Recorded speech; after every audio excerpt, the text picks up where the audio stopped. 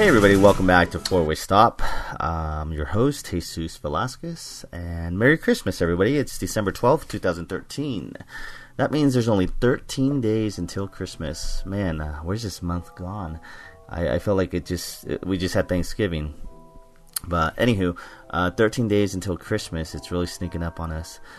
Here on Four-Way Stop, we're going to have the 12 days of Christmas movies and TV shows. I'm going to review movies that are Christmas movies and TV shows that have holiday themes and such what. But anyways, there's going to be some that are going to be mainstream, non-mainstream. So there's going to be some kind of very Christmassy movies that you may not have heard of and some that you may have heard of. So anyways, thanks again for tuning in to Four-Way Stop, and I hope you enjoy the episodes I choose in the movies I choose to review. Today's episode I'm going to review the movie All I Want for Christmas. The movie All I Want for Christmas came out in 1991.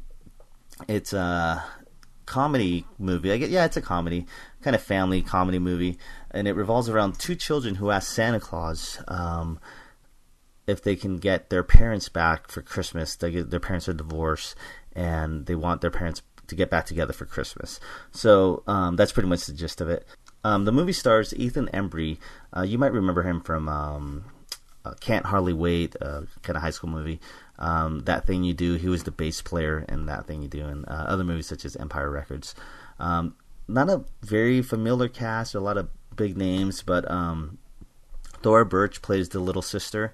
She was in movies in early 90s movies such as Monkey Business, which kind of was like a kids movie, and she was in American Beauty as well, which was I think it was nominated for Academy Award. But anywho, the only other big names in this movie are Kevin Nealon. He's from Saturday Night Live. He used to do Weekend Update. He plays the antagonist, the mom's new boyfriend. And the other famous name in this movie was Leslie Nielsen. You might remember Leslie Nielsen from the Airplane movies and the Naked Gun franchise, I guess you could say. I didn't even know he was in this movie until I saw his name at the end. I guess he played Santa Claus, and I was really surprised because I was expecting Leslie Nielsen to be really goofy and kind of funny because that's just the characters he usually portrays. But he was kind of a straight-laced character in this movie. He just played Santa Claus, really straight, really, just nice Santa Claus. So I was really shocked that was him. So I saw All I Want for Christmas when I was in 4th or 5th grade, and I was at Richland Elementary School, and it was the Friday before we went out on like our 2-3 week vacation for Christmas, and there was parties galore all day, and for one of the classes we just watched this movie called All I Want for Christmas, and I remember that the movie revolved around a brother and sister, and that the brother was a little older. He was probably like maybe 12 or 13, and the sister was probably around, I don't know, let's just say she was like 8 or 9. And so anyways, the sister tells Santa Claus that she wants her parents back together for Christmas because her parents are divorced.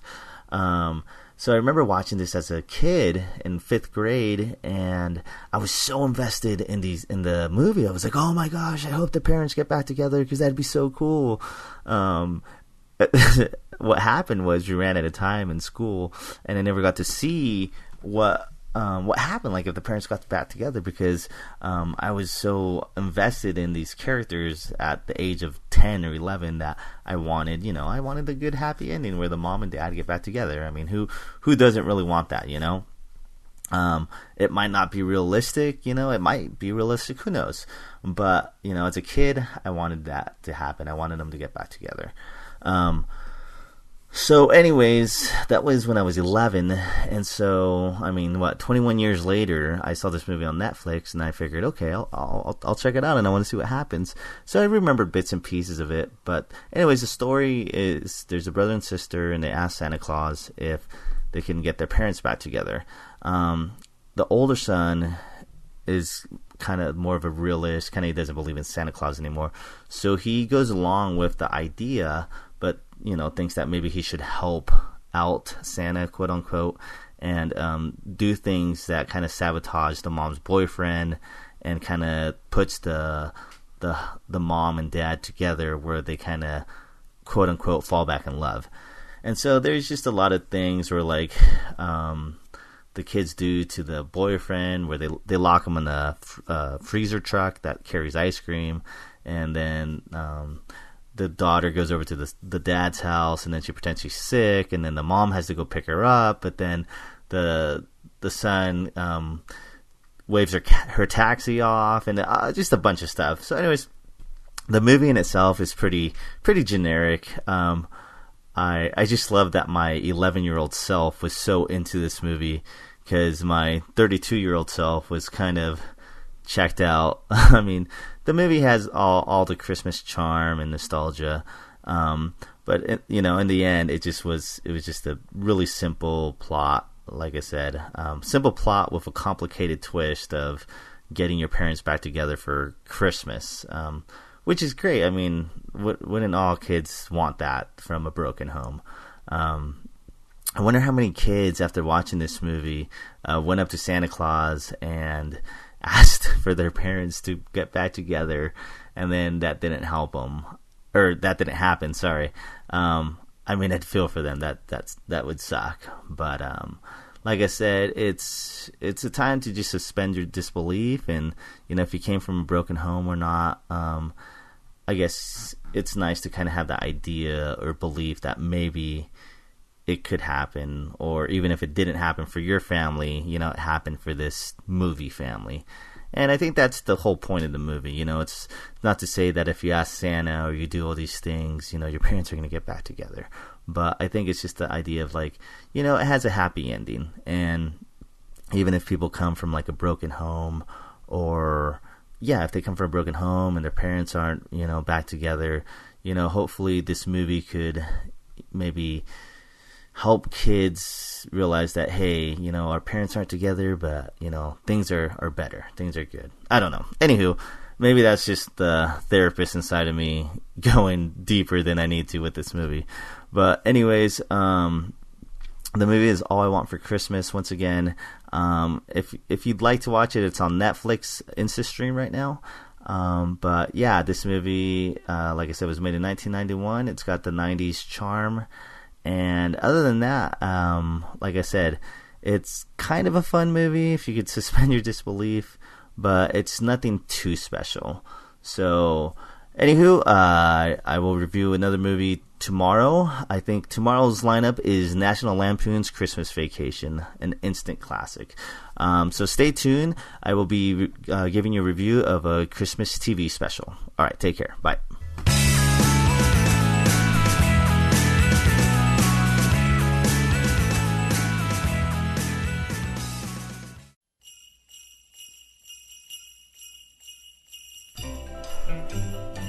Alrighty, everybody, welcome back to Four Way Stop.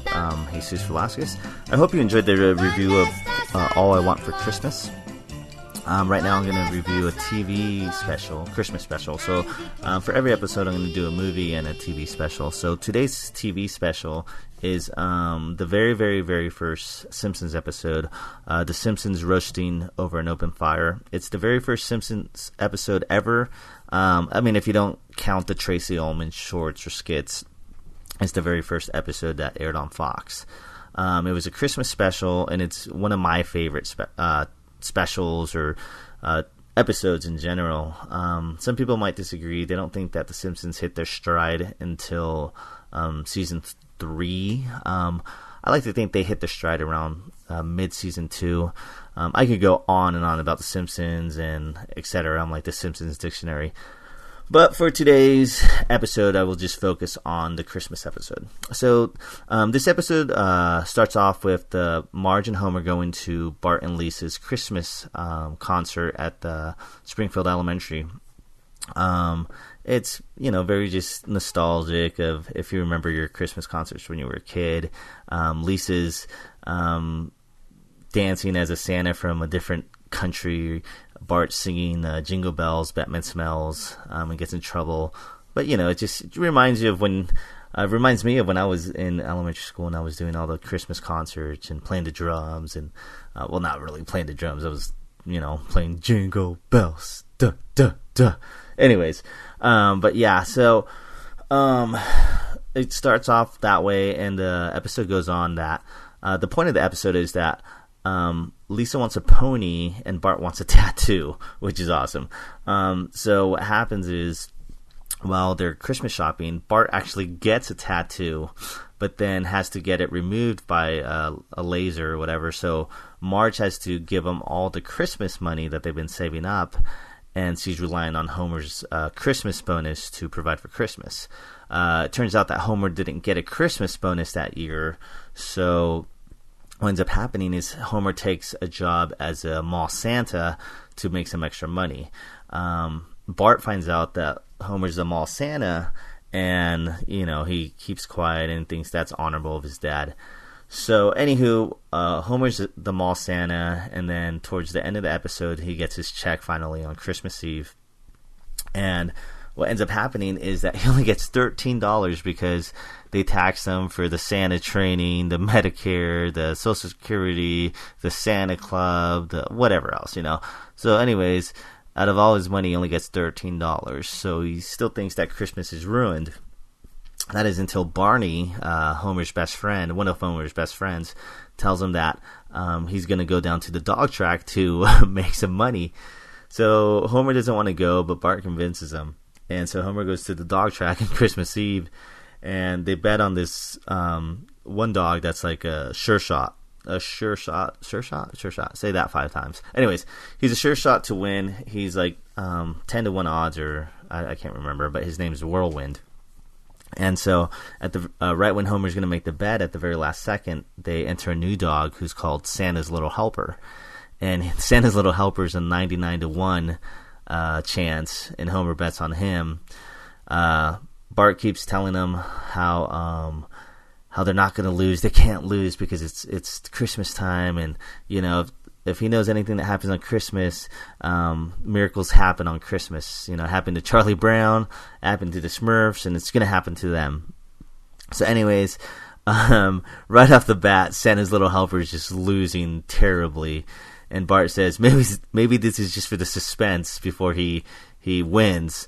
But anyways, obviously he doesn't win. They lose. They don't have any money for Christmas. So what ends up happening is they're in the parking lot at the dog races, and they're looking for tickets that maybe are winners, but there's none. So then one of the trainers kicks Santa's Little Helper to the curb, or he kicks him outside to the parking lot because I guess Santa's Little Helper had lost so much. And so Homer and Bart end up taking the dog. Homer goes home. He's about to tell him that he didn't have a Christmas bonus and that Christmas is ruined. But then Bart walks in with Santa's Little Helper, and everyone's laughing and rejoicing because they have a dog, and that's the best present ever. So for Simpsons, it's a really simple episode, really classic. There's some gags, some laughs, but it's one of my favorites, just especially for Christmas. It's really just very Christmassy, nostalgic, and very I don't know, I just really like it. So if you own the Simpsons DVD or you want to find it online, Simpsons Roasting Over an Open Fire is the title. It's Simpsons Season 1, Episode 1, so that's how you can find it. So anyways, have a happy December 12th, and I will see you guys tomorrow with tomorrow's episode. Alright, take care. Bye.